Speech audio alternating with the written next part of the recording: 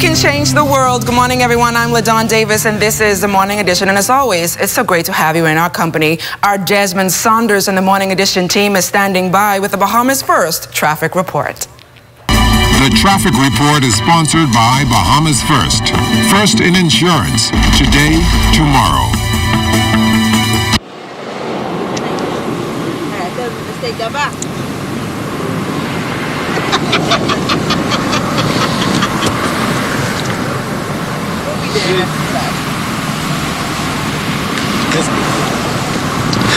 Good morning, LaDawn, and good morning, Bahamas. It's a cool Monday, and I'm all prepared for it.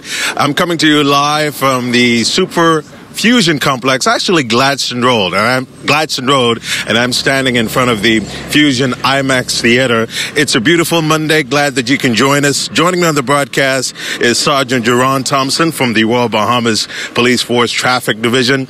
So glad that you can join us this morning, and how are you doing? Good morning to you. Good morning, Bahamas. I'm great. Let's talk about the rules of the road. There have been several accidents for the weekend already. Let's talk about the rules of the road and how important it is for motorists to adhere to some of these codes. It is important for motorists to adhere to these codes because we are having a very large volume of traffic crashes. Just for the weekend period, the 72-hour period, we had a total of 80 crashes. 20 of those involved injuries and 6 hit-and-run accidents. So we need persons to adhere to the rules and the regulations because once you drive within the rules and the regulations, that should keep you safe, keep you from crashes. We have about 15 hospitalized victims. These persons have serious conditions. Some of these persons are in critical conditions. A number of them are in ICU. And according to our investigations, about 70% of those persons, they were involved in these crashes because of cell phone use.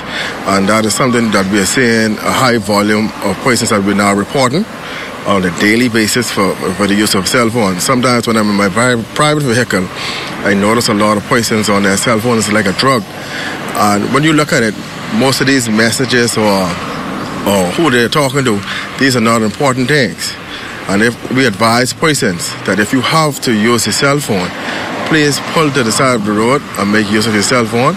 And then once you're done, come on the road and put your cell phone down. Don't have it on your shoulder, don't have it on your thigh, because you'll be tempted to answer that cell phone. Now, tell our audience, because I understand that the several officers from the traffic division, they're going to be posted at strategic locations to ensure that persons adhere to the seatbelt laws and the laws of the road. Yes, for the past 2 weeks, we've been dealing with our high visibility patrols, where we have officers posted in strategic areas where we know a high volume of traffic that comes through a certain thoroughfare. We are in those areas. We know the kind of offenses that we're looking for, like especially in this Gladstone Road area. You'll notice that persons are overtaking long lines of traffic, trying to get to work, but you can't compensate time for recklessness, doing recklessness. You have to try to get out to work within a reasonable time.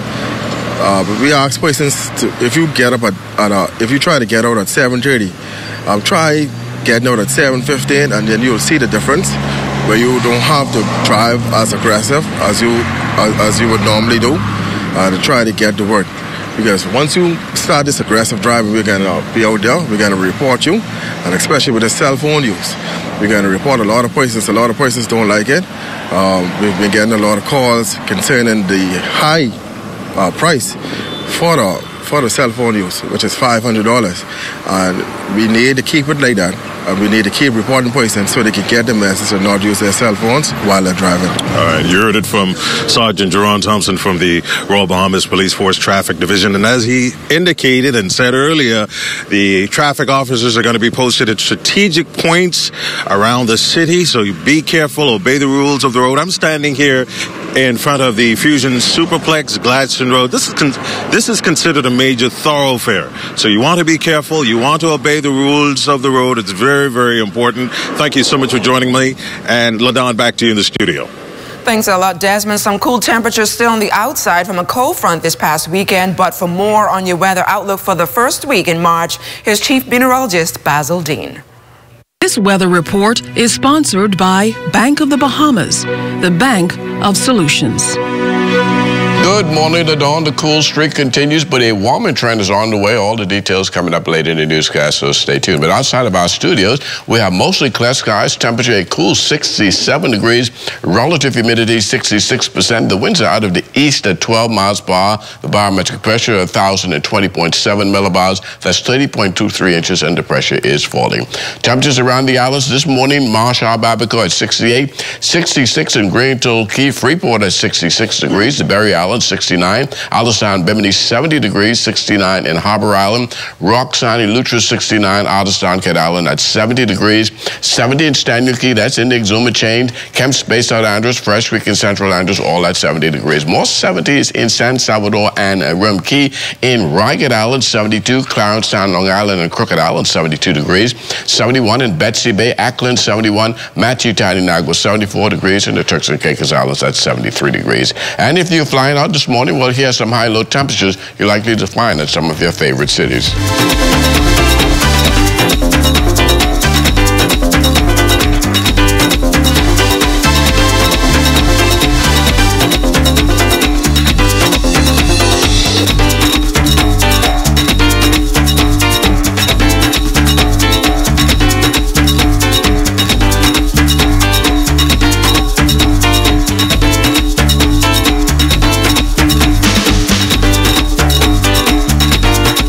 For your travel forecast now, for your boating forecast for today, in the northwest Bahamas, east to southeast winds speeds 15 to 20 knots, so caution flags up for your boaters, wave heights 4 to 7 feet. Low tide 7:08 this morning. High tide will take place at 52 minutes past noon. And then for the central and southeastern islands, we'll have an easterly flow 15 to 20 knots, wave heights 4 to 7 feet, so caution flags continue right through the central and southeast Bahamas. And that's going to do it for your first look at Weather the Morning edition. Stay tuned. Your forecast for today and tonight is still ahead. Thanks a lot, Basil. Now on to our top story this morning. The Ministry of Health has moved to provide optimal readiness and response to the coronavirus. Prime Minister, the Most Honorable Dr. Hubert Minnis, in a national press conference on Sunday, said the government takes the outbreak very seriously and will utilize the resources necessary to ensure the safety of all Bahamians. While there are no suspected or confirmed cases of the coronavirus here in the Bahamas, the Prime Minister noted that when it comes to public health threats, the government will not take any chances, and he revealed the steps taken so far. The ministry has also established a task force made up of key personnel from various government agencies, including Customs and Immigration, the Port Department, Tourism, Foreign Affairs, the Police, and Defense Force. And we will shortly announce the establishment of a national coordinating committee that will also include relevant members of civil society, in addition to government representatives. The Prime Minister announced that the Ministry of Health's Chief Medical Officer, Dr. Pearl McMillan, is a government spokesperson on the COVID-19 in the Bahamas. She lists some of the symptoms to watch out for.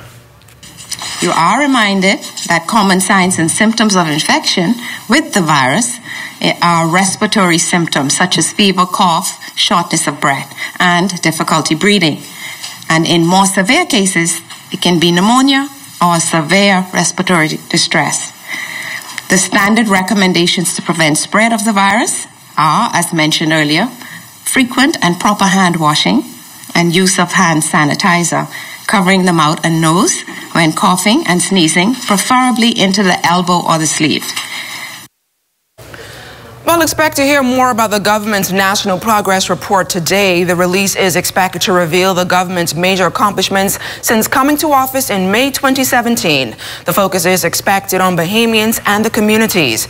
These will include initiatives in education and technology, health conservation and land reform, steps taken to lessen national carbon footprint, as well as remediation and repairs to the Clifton Pier Power Station will also be outlined. The government is also expected to highlight its over-the-hill Community Development Partnership Initiative. Repairs and renovations to the downtown Straw Market will continue for at least another week. Now, according to officials, the Straw Market Authority has requested the additional time due to incomplete work to the stalls. Vendors will continue to sell their wares under tents on the Prince George Wharf. The new opening date for the market is Saturday, March 7th. Some good vibes from the #1 industry as the Bahamas is attracting more leisure cruise visitors and boaters. The Ministry of Tourism hosted the Boat and Charter Show this weekend, attracting some 23 yachts. More than 100 captains and 86 travel brokers from the United States, New Zealand, and England participated. Tourism officials say the cruise and marine travel market is untapped and underserved. They now view the boating event as the start of many initiatives to explore this multi-billion-dollar industry. Stay close, we've got more right after this. You're watching The Morning Edition.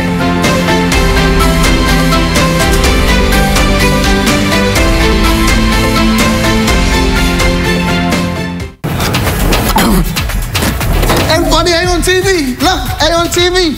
Mom, guess what it is? That's me. Bartender, do you see me? Are you on television? I gotta tell my girlfriend I'm on television. Hello? Babe, turn your television to ZNS. Quick, are you on television? I don't have a TV in there. We have Wi-Fi though. We have Wi-Fi.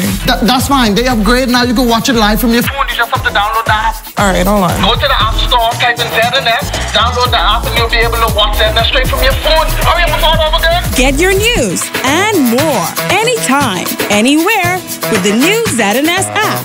Stay connected from around the globe with our live stream news updates, all in the palm of your hand. You can also listen to the ZNS Radio Network for your favorite music. Go into your Apple or Google Play Store and download the ZNS app today. Present check? Miss I's star now. I still gotta pay? The natural resources of the Bahamas play a critical role in supporting Bahamian livelihoods. For example, the fishing and tourism industry, which include fishermen, seafood exporters, hoteliers, dive operators, restaurants, and others. Collectively, they generate approximately $1.5 billion a year. Therefore, we must respect and preserve what we have. These resources belong to us. This is my livelihood. This is my livelihood. This is my livelihood. So let's all do our part to maintain our local economy and a good quality of life.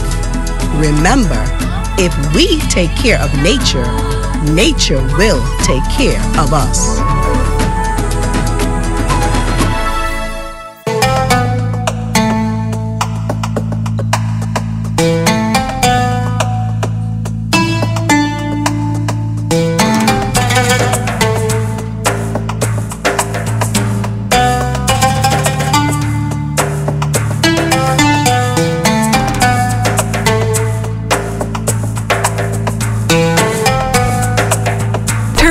Gallery, number 3 Safri Square, Bay Street, Nassau, Bahamas.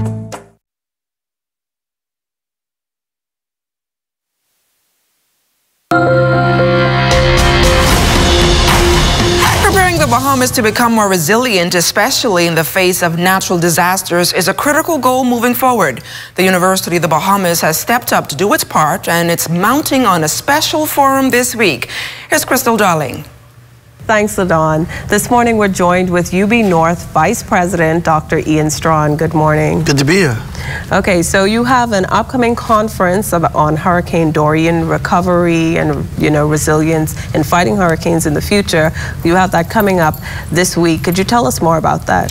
Yes, this is our second Sustainable Grand Bahama Conference. The theme is Hurricane Dorian, reimagining, rebuilding, and we are really excited. We have over 50 speakers from around the world, the region, the country, North America and Europe, presenting on every aspect you can think of the storm, not just the how do we rebuild and how to become more resilient, but the science of the storm and how do we prepare, looking at it from an educational standpoint, regulation, you have scientists, policymakers. It's going to be really great.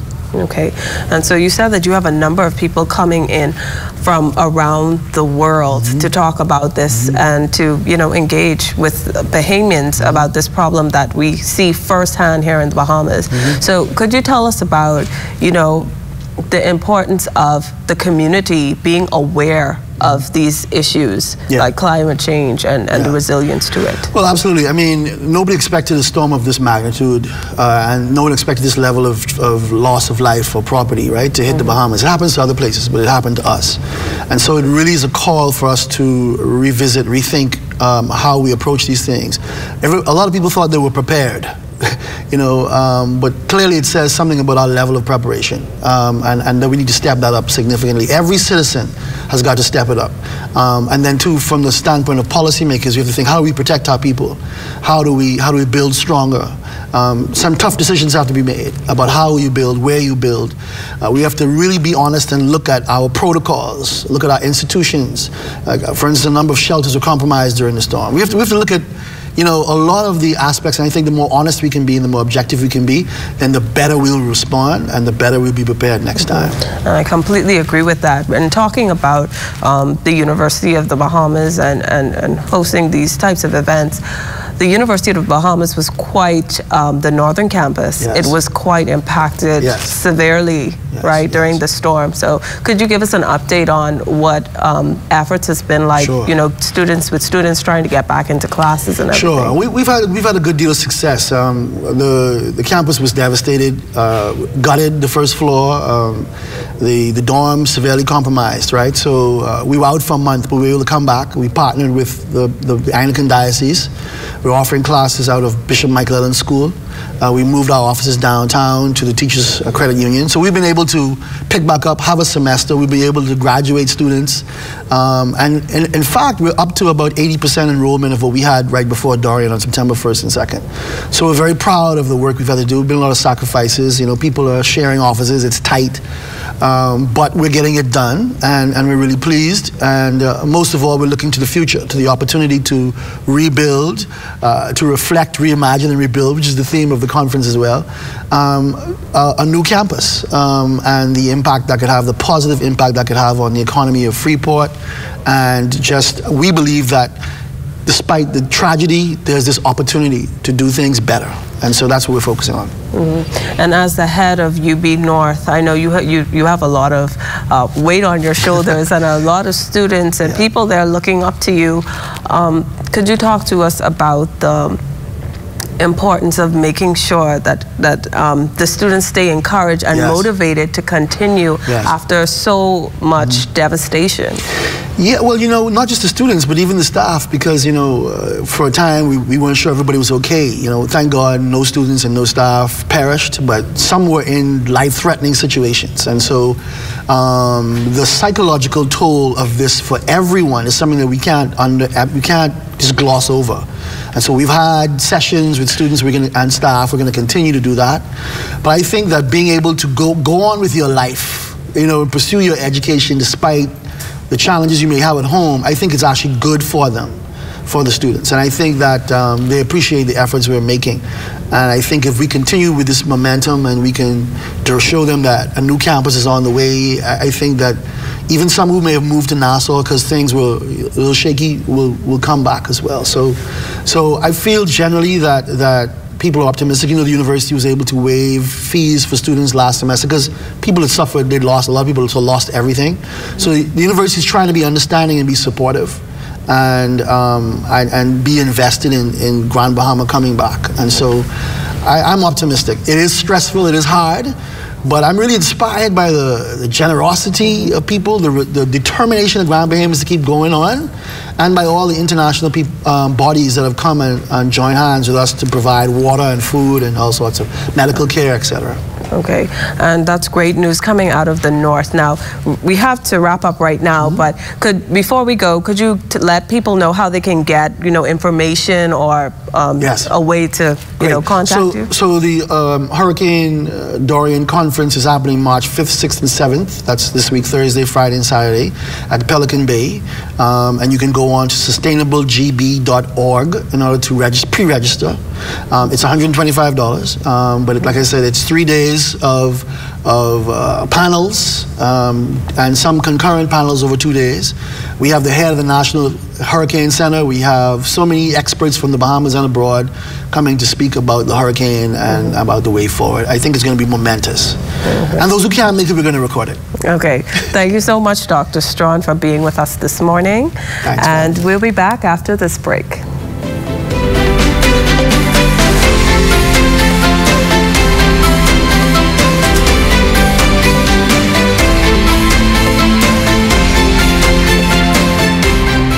The Ministry of Health wishes to advise members of the public that prevention is key during this flu season. Practicing good cough hygiene can make the difference between you and your loved ones getting the flu or spreading the influenza virus. Good cough hygiene habits include covering your mouth and nose with a tissue when coughing or sneezing, and proper disposal of the tissue in a trash bin. Coughing or sneezing into your upper sleeve near your inner elbow and not your hands when a tissue is not available. Avoiding the use of handkerchiefs and towels as they hold germs, becoming a nest for the virus. And frequently washing your hands with soap and water, which is listed as one of the most important steps you can take to avoid getting sick and passing the virus on to others.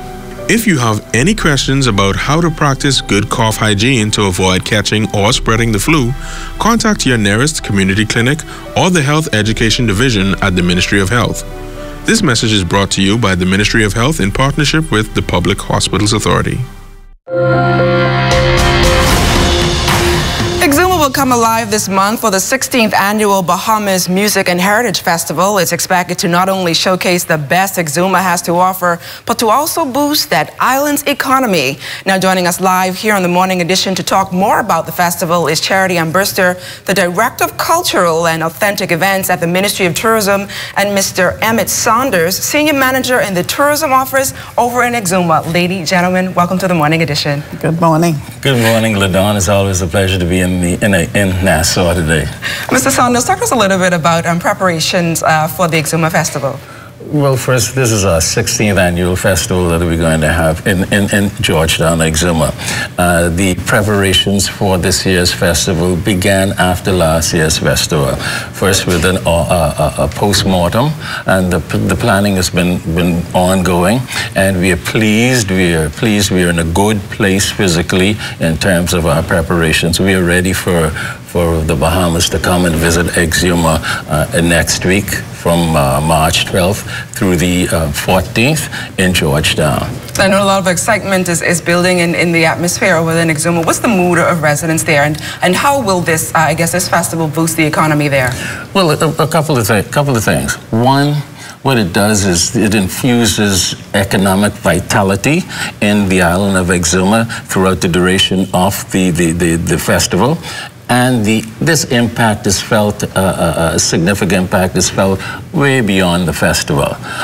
That's the economical part of it. And secondly, it creates awareness of the island of Exuma as a viable place to visit and to showcase that we could create and produce events of such magnitude. That's from the economic perspective. Now, LaDawn, to illustrate that it's not all about dollars and cents, we as Exumians have come to embrace this Bahamian Music and Heritage Festival for two reasons. One, we talk about community, solidarity, and civic pride.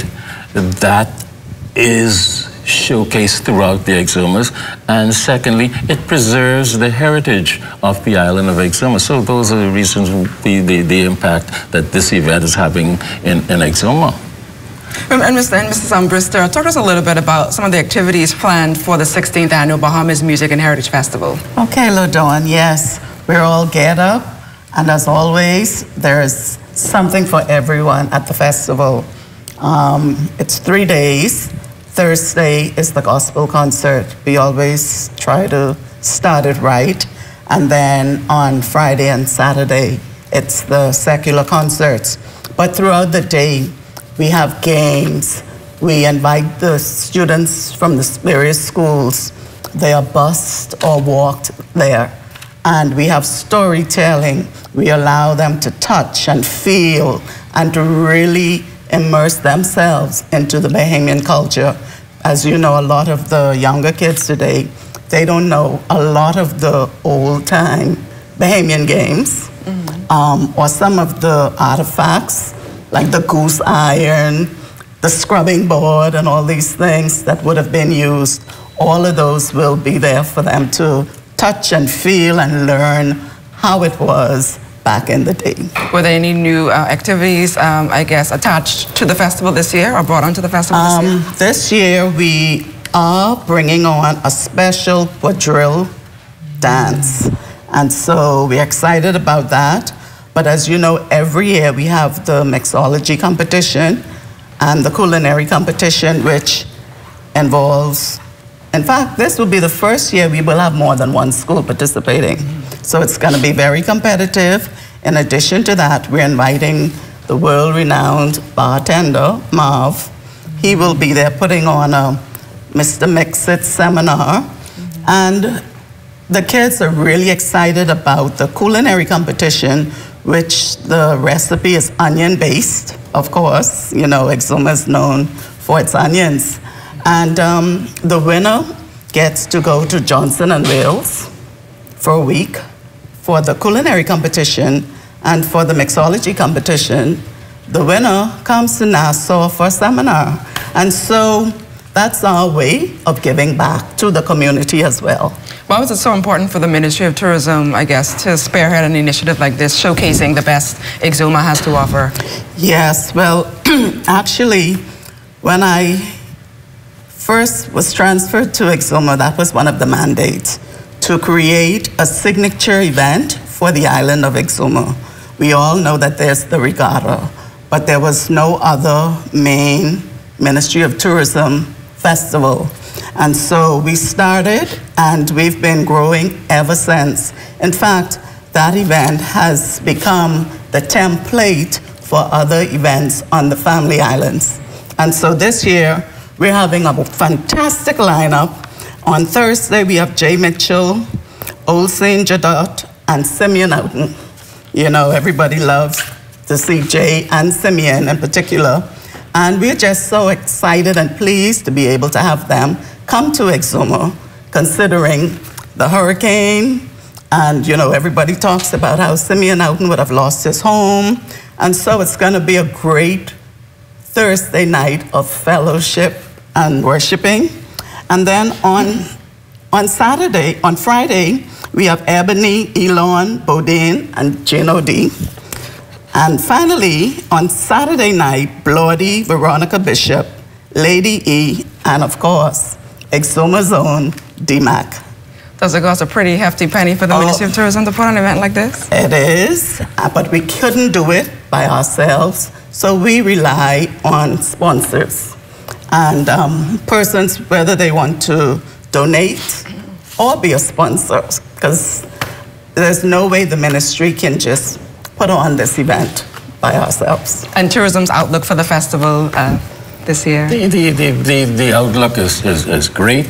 Last year, throughout the 3 days, our attendance was north of 5,000. So we expect that to increase significantly this year. And LaDawn, you asked the question, the importance of such events is fundamentally a couple of reasons. One, from a tourism perspective, to increase incremental business to the island of Exuma, number one. Number two, to increase incremental spend if there's no incremental business at the event. And number three, that our production, this event, so augments and binds the experience of the visitor in the Exumas, that they're compelled to go back to where they come from, whether it's Nassau or Abaco or Miami or Detroit, and say, listen, I was to this island called Exuma. I attended this event called the Bahamian Music and Heritage Festival. I can tell you more about it, but you've got to go to Exuma and see for yourself and see those people down there and say Emmett said so. Mr. Saunders, Ms. Bristow, thank you guys for joining us here on the Morning Edition, and best of luck for the Bahamas Music and Heritage Festival over there in Exuma. Come visit with us. Definitely, definitely. Stay close, we've got more right after this. You're watching the Morning Edition.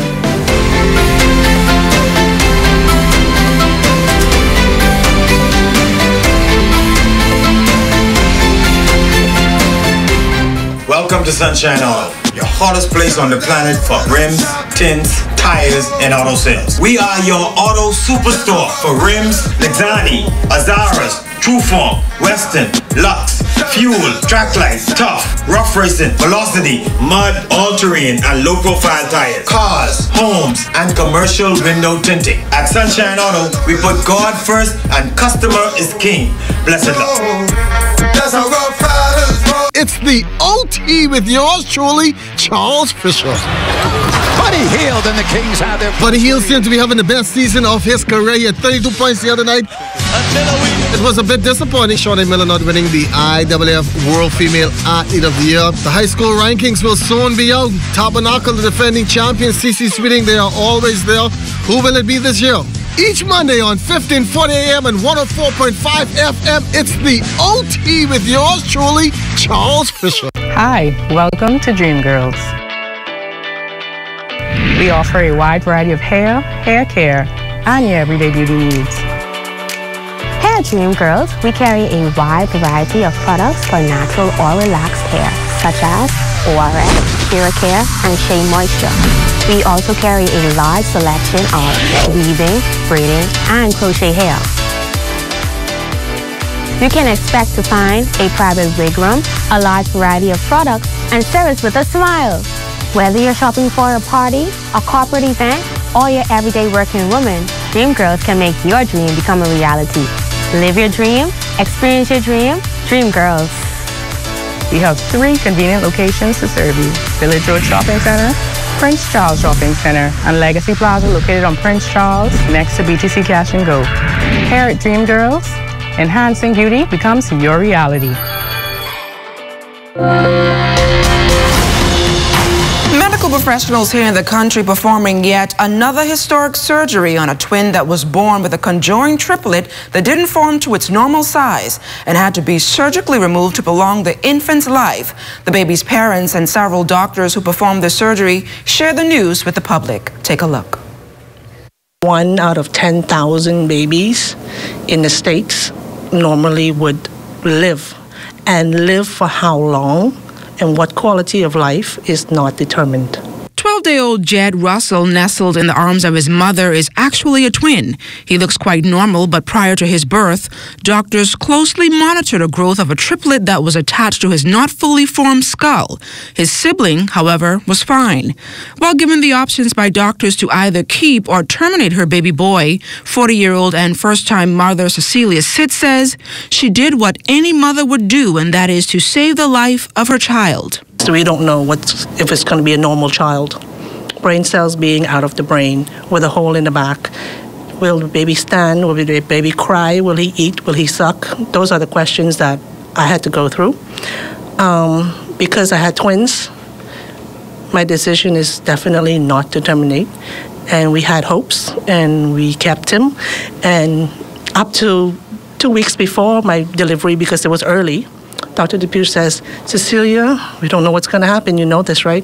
I say, yes, I know this. When he comes out, what will you do? Will we let him rest in peace? Or will we, I says, you know what? If he's kicking and fighting, I'm going to kick and fight with him. With a lot of fear, lead surgeon Dr. Magnus Akidede said performing a surgery of this magnitude with several other experienced doctors was quite difficult. However, he says he is pleased with the outcome.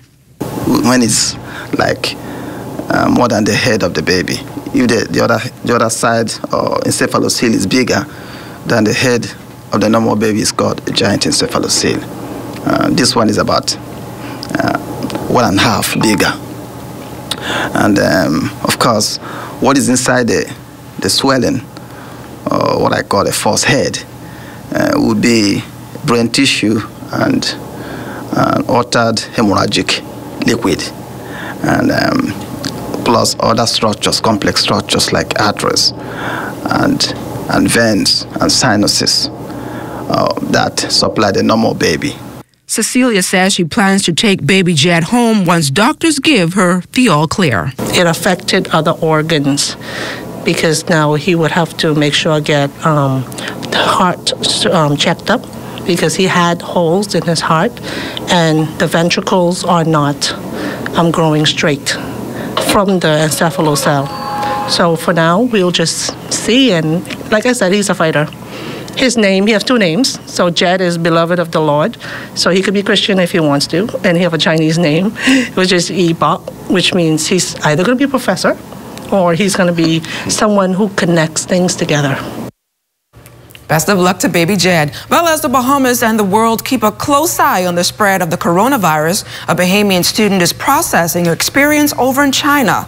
Lynette Colbrook has left the epicenter of the outbreak in Wuhan and is now in the United States. Colbrook, along with her sister and 23-month-old daughter, made the journey. She shares her experience of quarantine at the Travis Air Force Base in California with Jim Anita Swain. Those on the front lines that volunteered their services to help us wore masks, gloves, and some even wore complete hazmat gear. They were also quarantined once their service was done, volunteering with us for their mandated 14 days. We had our own living space, fridge with freezer, microwave, and full bathroom. We were served 3 meals each day, breakfast, lunch, and dinner, with many fruits and vegetables that are made readily available to us. Lynette Colbrook shares a picture with her and her daughter while in quarantine at the Travis Air Force Base. Health officials have reported that COVID-19 respiratory illness is capable of spreading through human-to-human contact, carried from droplets when sneezing or coughing, or germs left on inanimate objects. We also had a private cleaning staff that worked daily to disinfect the entire building, including doorknobs, hallways, common spaces, and doors. There was a constant smell of Clorox, so whatever that could have been there was definitely killed. We had the freedom to go outside, but within the range of the fence that protected us, and we were constantly under surveillance to ensure our safety. Once quarantine ended after the mandated 14 days, plus the extra few that we stayed there, we all were given government-stamped letters stating that we were safe to go back into the general public and pose no threat. There have been more than 87,000 cases of COVID-19 globally and nearly 3,000 deaths. Colbrook is hoping more Bahamians are able to leave Wuhan, China, as she was able to. She shares one way she has been using her skills to bring awareness. I choose to work alongside with my sister by using my writing and her art to inspire and uplift others during the time. By using these creative outlets, both she and I have been able to channel our distress into ways that give a different outlook on the current epidemic. It creates a picture of their people still there who choose to continue to have light in their life and to shine those on others. Thanks a lot, Jim Anita. We know many of you incorporate fruits and vegetables into your diet, but there are some fruits and vegetables that you may have to prepare with extra care. Here's Crystal Darling. Strawberries, spinach, kale, nectarines, apples, grapes, peaches, cherries, pears, tomatoes, celery, and potatoes. The Dirty Dozen. This is a list of 12 fruits and vegetables with the highest level of pesticide residues created by the Environmental Working Group to educate the public on food safety. But what's upsetting for many consumers is the fact that this list contains many of the fruits and vegetables people eat regularly. However, online research suggests that most of the pesticides detected are hundreds, if not thousands of times lower than the Food and Drug Administration's conservative thresholds for toxicity.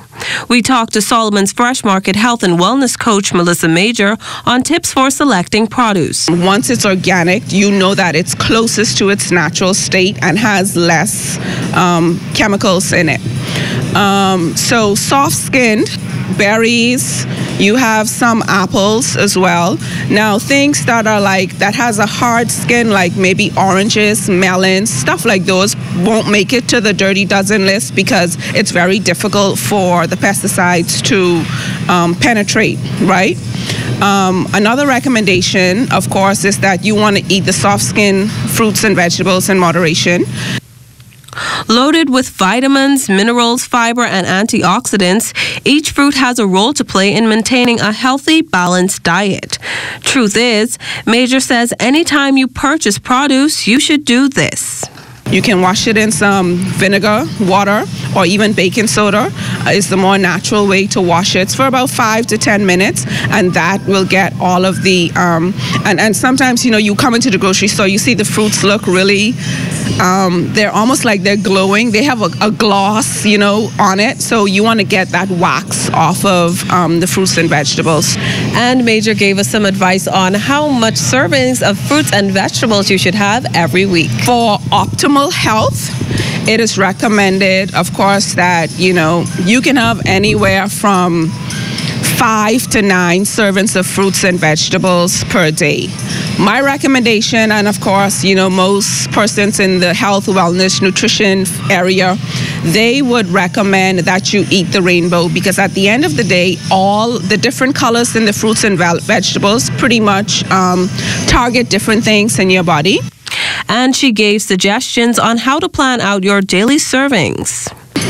Aim for about, 5 to 9 servings a day. And a lot of people say that's difficult, but if you do a smoothie in the morning, that's probably already like maybe 2 or 3 fruits that you're going to put in your smoothie.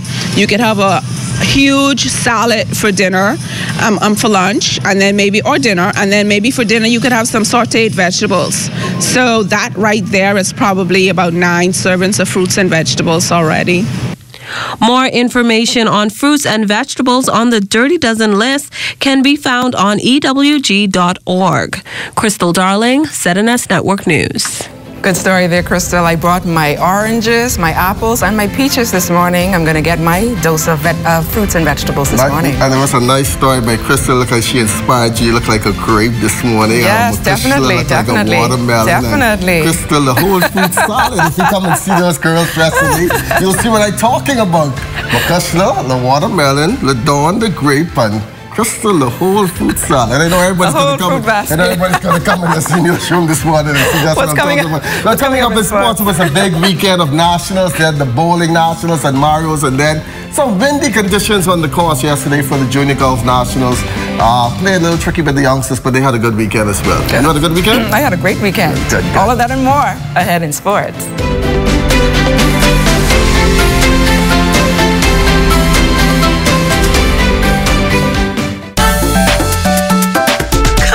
Taste the islands with Chef Irie. Food and fire. Take one colorful Caribbean culinarian. Add all the sweet, spicy, exotic flavors of the islands. And you've got a recipe for a delicious tropical adventure. For mouth-watering Caribbean cuisine that you can try at home, join Chef Irie and his friends as we invite you to taste the island.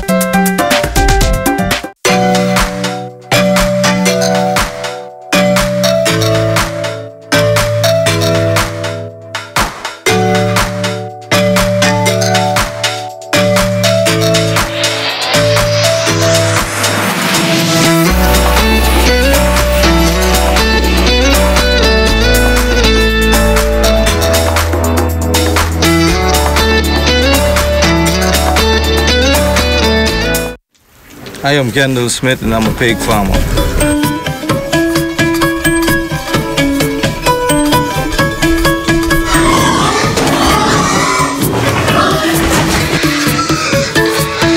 Cardi has been very helpful to be as a pig farmer. Cardi is a good resource for the benefit of farmers in the Bahamas with respect to training, which relates to housekeeping, which is caretaking, and nutrition, which has to do with the pig diet. And so that helps a great deal in the growth and the development of pig farming in the Bahamas. With the help of Cardi as a pig farmer, I feel the future is bright for Serenity Farm in that with all the assistance with training, I will be able to grow my farm beyond what it is now today. And in fact, improve upon the existing structure and the inventory.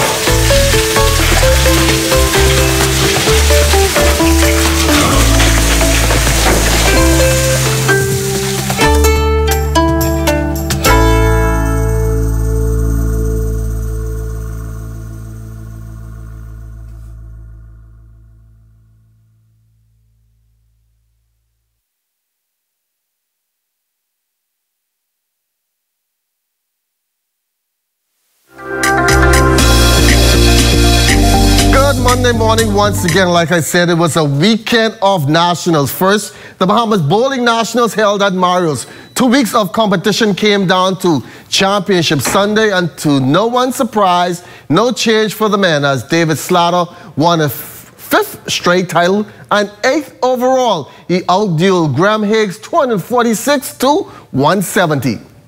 Having been here before does give me a little advantage because I'm a little more comfortable on TV versus somebody that's when it's their first time. That said, there's still some nerves, still the need to be focused, and really I take each tournament separately. You know, I go into it with a game plan. I try to execute, and you know, I think that because of my practice regimen, my commitment to practicing, if I stick to my game plan and execute, I should be there in the championship match. And then it comes down to sometimes a little bit of luck. I threw some good shots. I got some good breaks. So tonight I got the breaks. Graham didn't. But that's, you know, when it comes to bowling, there's a little bit of luck involved too. So I'm just happy to be on top. Ladies' matchup was much closer as Driscoll Roll led from start and was looking to repeat as champion, but it was from the come from behind for effort from Janice Hoyt. Coming from 9 pins down to the throne, Driscoll 193-190. The champ is Janice. This is my first time bowling in the Nationals. I was not coming out, but I was encouraged to come out and bowl in the Nationals. I bowled in category D. My experience here was phenomenal. I came 7th in the top 10 female, move on to Super Saturday, and I won my division, which was Division D. So my experience here was a great one. I will be back next year, and hopefully I will make the national team to go to Mexico this year. Was, of course, Joyanne Wims, who won the D division. Now over in the A division once again for women, it was Driscoll Roll losing to Janice Hoyt. It wasn't easy. The girls were bowling pretty good. When I went in the game, I just said, relax and roll your game. I started to find my game later on in the tournament, and I found it completely the last night. And so I said, okay, you have your line, you just play your line, play your game, and don't worry about the scores. And while I was bowling the last game, I was very relaxed. I didn't put any pressure on myself. I didn't look at the scores. The only thing I did was try to concentrate on rolling my line, not guiding the ball, but just coming through the ball, getting it off my fingers, and everything worked out well. I didn't panic when I threw a good ball and didn't get the strike. I didn't panic. But the spare, I had a split in the third frame that I converted, and I think that probably put the icing on the cake for me. Bahamas Junior Golf Championship also held this weekend at the Ocean Club Golf Course. Conditions not the best for the youngsters with plenty of wind, and it affected their play tremendously. Again, I didn't play too well. The conditions were tough, but I managed to finish top 3. It was a real mental struggle out there, but I managed to pull it together. It was tough. The course played really hard, but had some good shots, had some bad shots. My performance was good. I was just trying to keep it in play and knock it out there. But the competition was tough and the wind was tough, so it's definitely a challenge. This weekend was extremely hard with the winds, and from the distance I was playing with, it was quite hard, but I managed somehow to pull it together. Well, there was just a lot of wind, so like 20 mile an hour and then like 30 mile an hour gusts, just really taking the ball. And then the course was playing well, but just with that wind, it was just very hard to get shots on target and in the fairway. Well, that's going to do it for sports on a Monday. But guess what? Yesterday is Monday, and you know what that means? The OT is on this morning on 1540 AM, 104.5 FM, and also on the ZNet Television Network. It's the start of Police Month. Lots of sporting activities for them, so we'll have them in studio this morning. The OT with yours truly. Looking forward to seeing you then. Until then, I'm Charles Fisher. Enjoy your morning.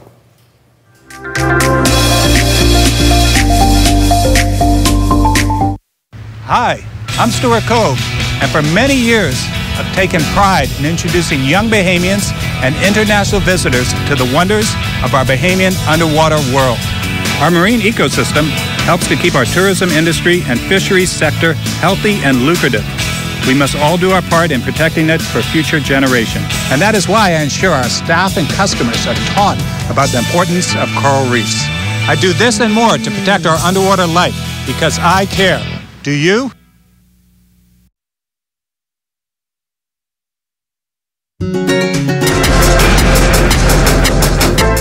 In our final look at whether that high pressure continues to dominate our weather, while that cold front is now to the south of the Bahamas, but we have yet another cold front heading our way. We expect that to get into the northwest Bahamas late Thursday night, early Friday morning. Will bring with it some showers and a slight cool down. Not as cool as this past weekend, but certainly we'll have another cool weekend shaping up for us.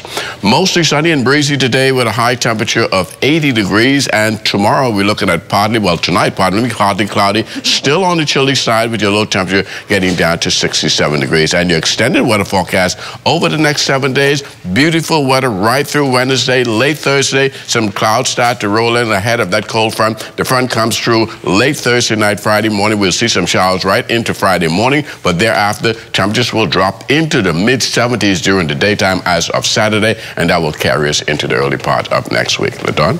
Thanks a lot, Basil, and that does it for us this morning. For the entire Morning Edition team, I'm LaDawn Davis. Make it a great day, everyone.